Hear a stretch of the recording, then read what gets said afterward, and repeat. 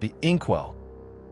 My grandmother was a poet of minor repute, and her bequest to me was specific, her favorite inkwell. The words come easier with it, darling, she'd said, her eyes twinkling with a secret. It was a solid sphere of obsidian, cool to the touch, with a single silver cap. I'm a journalist, not a poet, but for sentiment's sake, I placed it on my desk. The first time I used it, dipping my pen, the world shifted. The article I was writing, a dry piece on municipal budgets, suddenly flowed with savage, elegant prose. My editor called it a blistering work of genius. That was the first clue. The second was the memory. After writing, I have a faint, new recollection. The smell of my grandmother's rose perfume, the sound of a specific train whistle she loved. At first, it was charming.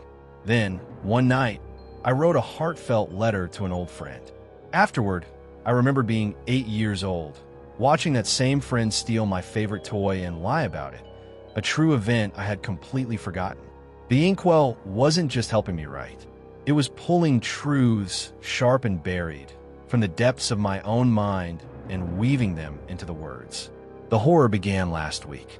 I was investigating a local unsolved case, a missing child from the 1970s. Frustrated, I dipped my pen and began jotting notes. My hand moved on its own. It didn't write my thoughts. It wrote a confession in my grandmother's elegant script. It described the park, the lullaby she used to lure the child, the terrible, quiet peace she felt afterward.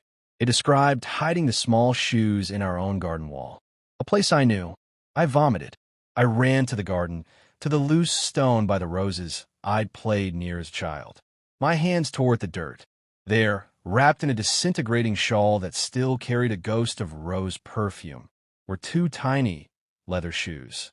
The Inkwell sits on my desk now, darker than ever. It whispers without sound.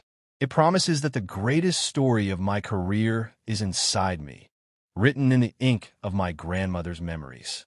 All I have to do is dip the pen and finish what she started. The truth is a poison, and I am now its vessel.